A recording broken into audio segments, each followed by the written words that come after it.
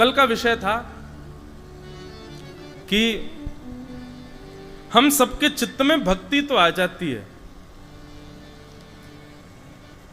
पर भक्ति प्रसन्न नहीं रहती। क्यों?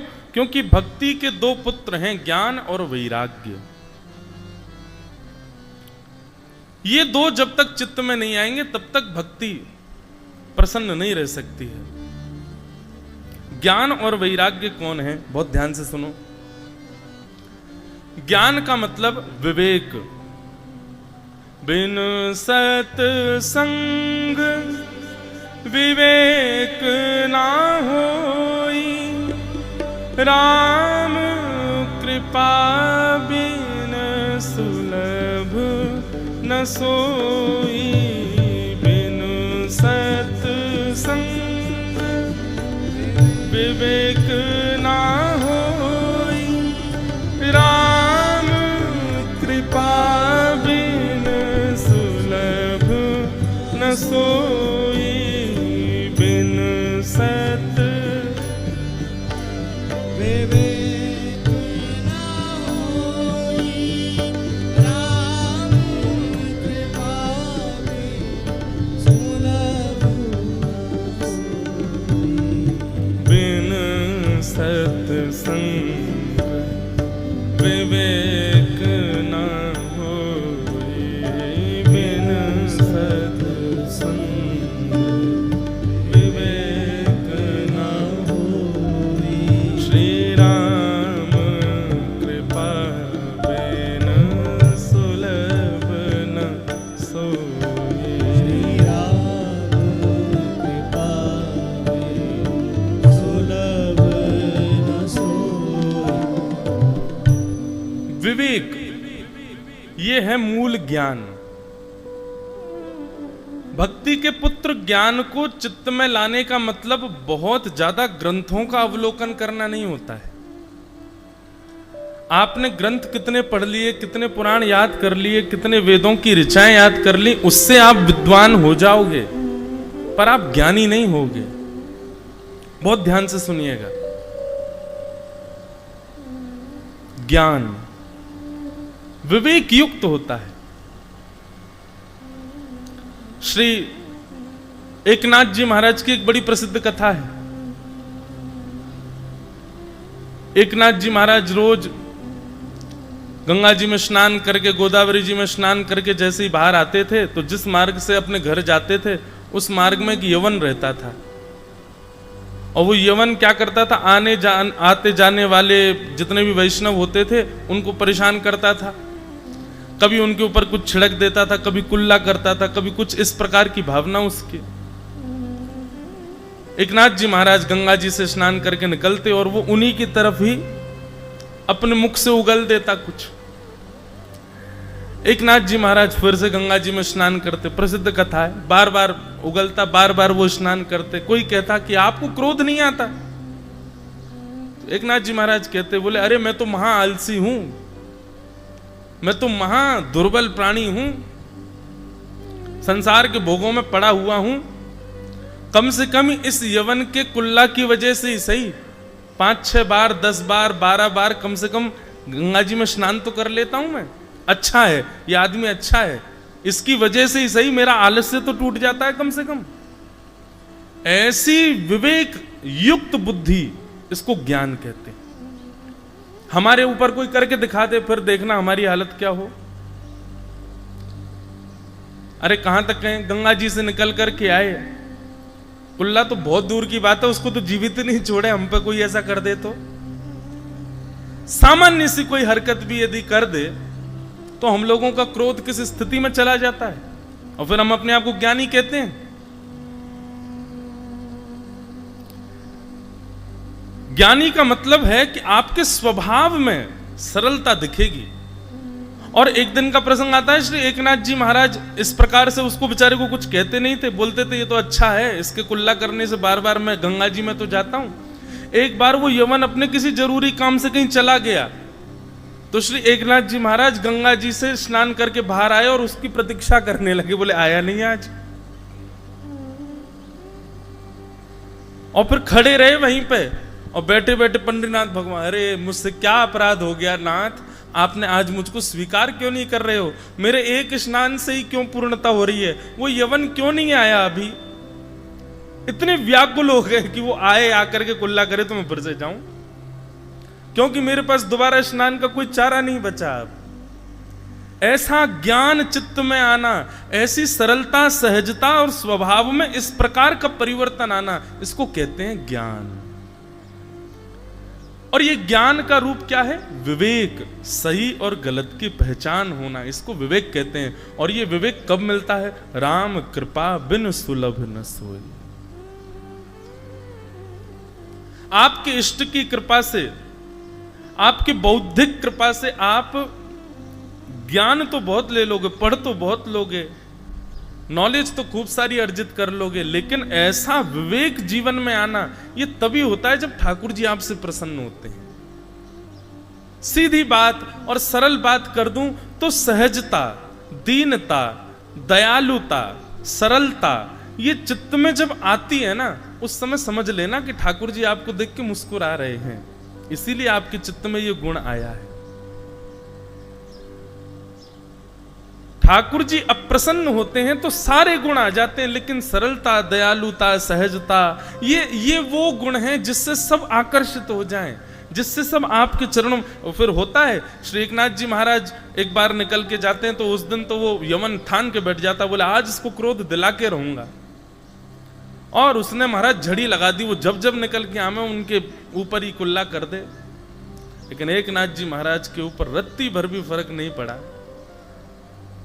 जब अनेक बार उसने पूरा थक गया, हार गया कर करके, एकनाथ जी तब भी समरस प्रसन्न भाव में जब बाहर आए, यवन चरणों में गिर गया, बोले महाराज मुझे क्षमा कर दो, मैंने आपको खूब क्रोध दिलाने की कोशिश करी, पर आपके चित्त की बलिहारी।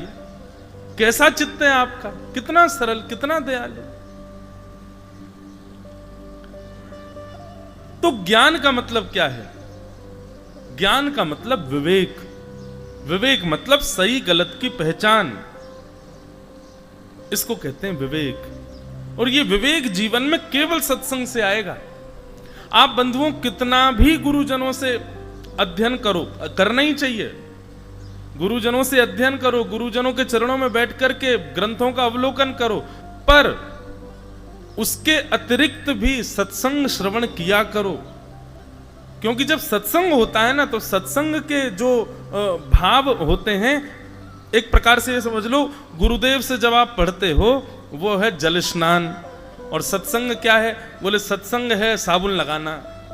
चित्त में साबुन लगा लिया, साबुन लगा लिया तो जितना मैल था वो सब जो है साबुन ने समेट लिया। उसके बाद फिर गुरु जी के पास चले जाओ तो फिर जल स्नान, पूर्ण स्वच्छ हो जाओगे।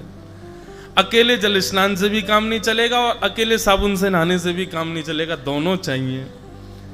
तो इसलिए सत्संग बहुत जरूरी है। सत्संग ही विवेक को जन्म देगा, जो कि ज्ञान का स्वरूप है, जो कि भक्ति का प्रथम पुत्र है।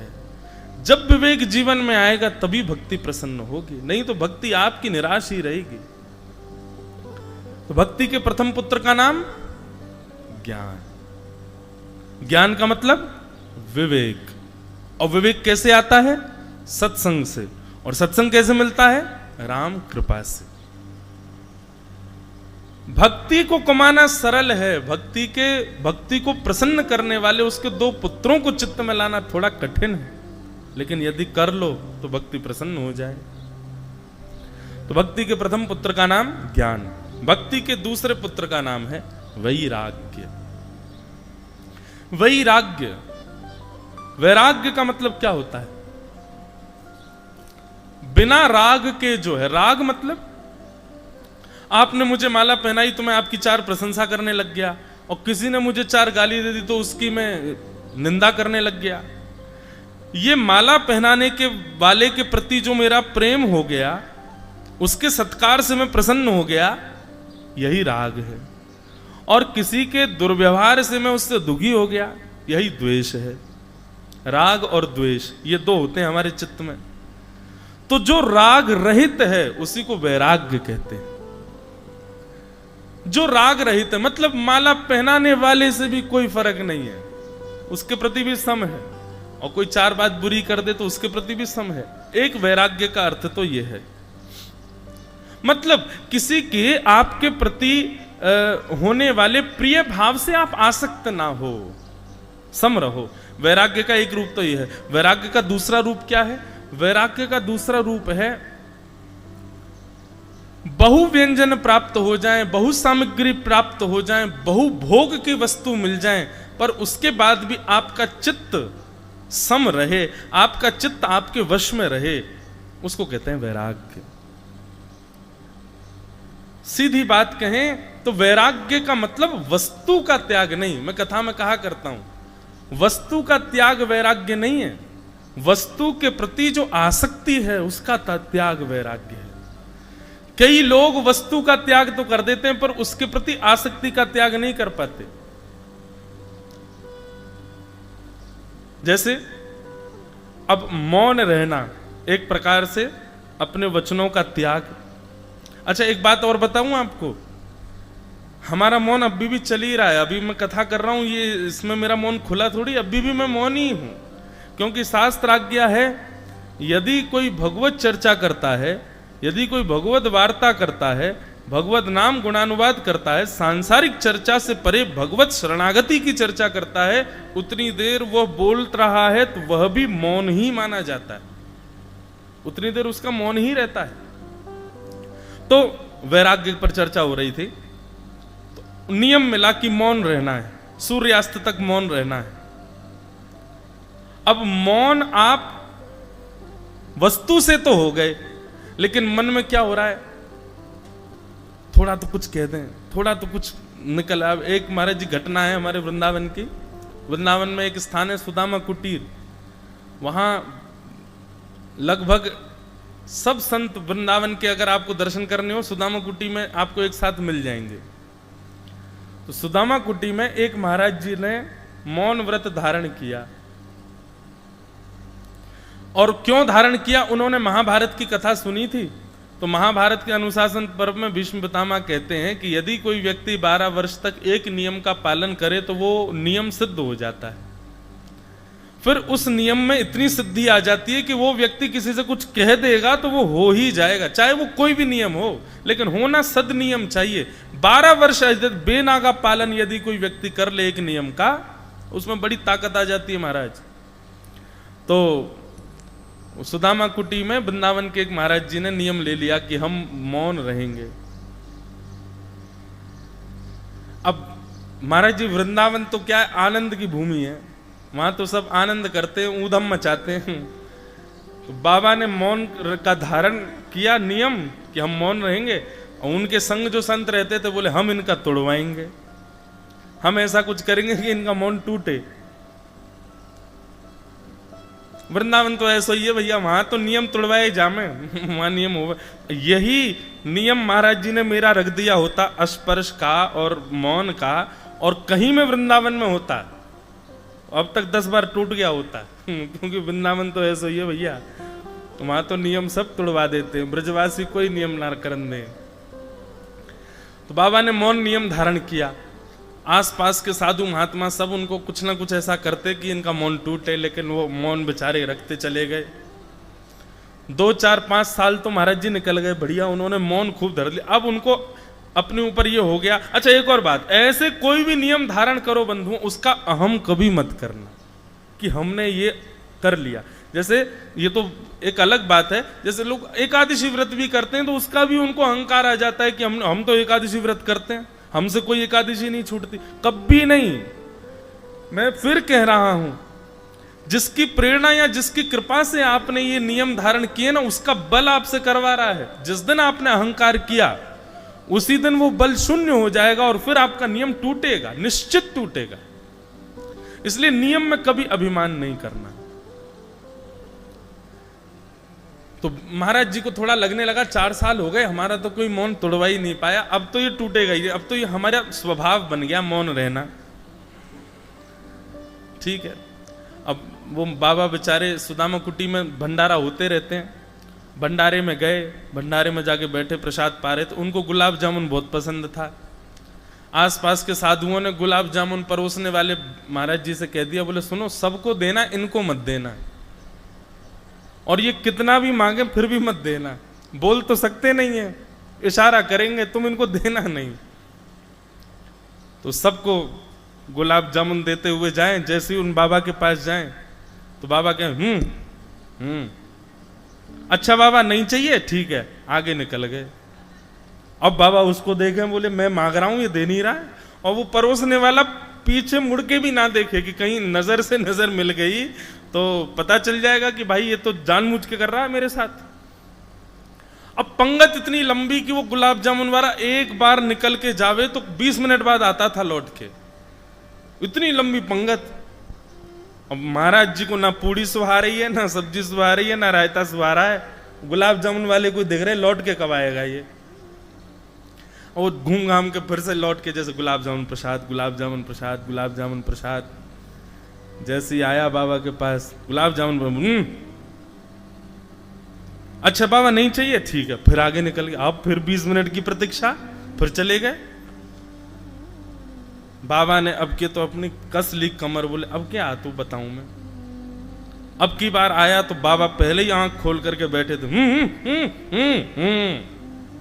अच्छा 4 पूड़ी खा ली, अब जगह नहीं है पेट में, ठीक है बाबा। आगे जैसे निकले 3-4 बार उसने ऐसा किया, बाबा खड़े हो गए, बोले इधर दे रहा है उधर दे रहा है, बीच में क्यों नहीं देता है, 1 घंटा से मांग रहा हूं। टूट गया। मतलब वैराग्य का मतलब वस्तु का त्याग नहीं, वस्तु के प्रति जो आपकी आसक्ति है उसका त्याग, वो वैराग्य, वो वैराग्य है। वस्तु तो कोई भी छोड़ देता है, वस्तु तो कोई भी त्याग कर सकता है, लेकिन वस्तु का त्याग करने पर उस वस्तु का कभी चिंतन चित नहीं पाते थे, उसके अतिरिक्त नहीं। हम लोग जिस क्षेत्र में बैठे हैं, ये श्री क्षेत्र, प्रसाद पाओ, क्या अद्भुत प्रसाद है, महाराष्ट्र का सुंदर, हमको तो बढ़िया आनंद आता है पाने में। यहाँ की सी सब्जियां, यहाँ के से सब प्रसाद के स्वरूप हैं, इतने बहुव्यंजन बनते हैं यहाँ पर, सुबह अलग, दोपहर में अलग, शाम को अलग, ऐसी सुंदर प्रसादी ठाकुर जी की सिद्ध होती है। पर स्वयं महाराज जी वे पाते ही नहीं, कितने वर्षों से अन्न जल का त्याग कर रखा, केवल नारियल पानी पी करके रहते हैं, सामान्य जल भी पान नहीं करते। मुझे बता रहे थे हमारे मंदिर जी, बताते रहते हैं थोड़े थोड़े भाव, केवल मंगलवार के दिन भिक्षा लेते हैं और वह भी केवल 8 ग्रास ही स्वीकार करते हैं। कुछ चित्त में लाओ, और ये दोनों ही सत्संग से ही सुलभ होंगे। नारद जी महाराज श्रीमद् भागवत में एक सुंदर बात कहते हैं कि भाग्योदयेन बहुजन्म समर्जितेन सत्संगमं जलभते पुरुषो यदा वै अज्ञान हेतु कृत मोह मदान्धकार नाशं विधाय तदोदयते विवेक। नारद जी कहते हैं भाग्योदयेन बहुजन्म समर्जितेन, हमारे बहुत जन्मों के किए गए पुण्यों का भाग्य जब उदित होता है, हमारे अनेक जन्मों में किए गए पुण्य जब फलीभूत होते हैं, जैसे कि बहुत ध्यान से सुनिएगा, हमारे भारत में कई सारे तीर्थ हैं, वहां तीर्थों में कहा जाता है यहाँ नदी में स्नान करो पुण्य होता है, यहाँ के कुआं के जल का पान कर लो पुण्य होता है, यहाँ पर ये कपड़ा बांध दो पुण्य होता है, यहाँ पर दान करो पुण्य होता है। ये पुण्य होता है तो ये पुण्य इकट्ठा होकर मिलता कब है हमको? तब नारद जी महाराज कह रहे हैं सत्संगमं चलबते पुरुषो यदा वै, बोले जिस दिन आप किसी सत्संग में जाकर के बैठ जाओ उस दिन समझ लीजिएगा कि आपके इस जन्म के नहीं, अनेक जन्मों के किए गए जो ऐसे ऐसे पुण्य थे, उनका फल आज आपको सत्संग के रूप में मिल रहा है। मैं कथाओं में कहा करता हूं, श्रीमद् भागवत जी से कभी फल मत मांगना। क्यों? क्योंकि श्रीमद् भागवत सुनना ही स्वयं एक फल है। ये आपके पुण्यों का फल मिल रहा है। ये मेरे पुण्यों का फल है कि मैं कह रहा हूं, आपके पुण्यों का फल है कि आप सुन रहे हो। और बड़े सौभाग्य की बात है उन सब लोगों के लिए जो 1 महीने तक डटने वाले हैं यहां पर। उसमें मैं भी हूं, मैं तो हूं ही। और भी जो लोग यहां 1 महीने का संकल्प लेकर के बैठे हैं कि हमको पूरी कथा सुननी ही है। अब ये समझ लो कि यहां तो लिखा बहुजन्म। एक कथा सुनने का मतलब है कि बहुत जन्मों के सत्कर्म। एक कथा नहीं, एक क्षण सत्संग सुनने का ये मतलब समझो बहुत जन्मों के पुण्यों का फल मिल रहा है। यहाँ 1 महीना आपको कथा श्रवण करने को मिलेगी, तो ये समझ लो कि कितने कल्प और कितने प्रतिकल्पों में कितने जन्मों का पुण्य होगा कि हम लोग यहां बैठे। आज निश्चित ही हम आप सब लोगों के पूर्वज जो किसी किसी लोक में विद्यमान होंगे, वहां नृत्य कर रहे होंगे, हम और आपको यहां बैठा देख करके आहा आनंदित हो गए, हम धन्य हो गए। ऐसे ऐसे बालक हमारे कुल में हुए जो 1 महीना सत्संग को देने जा रहे हैं। अच्छा एक बात कहूं बंधुओं, कहीं भोग भोगने का आपको ऑफर दिया जाए कि 30 दिन के लिए हम आपको आमंत्रित कर रहे हैं, 5 स्टार होटल में आपको रहना है 30 दिन, मखमली गद्दा मिलेगा, खाने पीने को जो मांगोगे सो मिलेगा, लेकिन शर्त यह है 30 दिन होटल से बाहर नहीं जाना।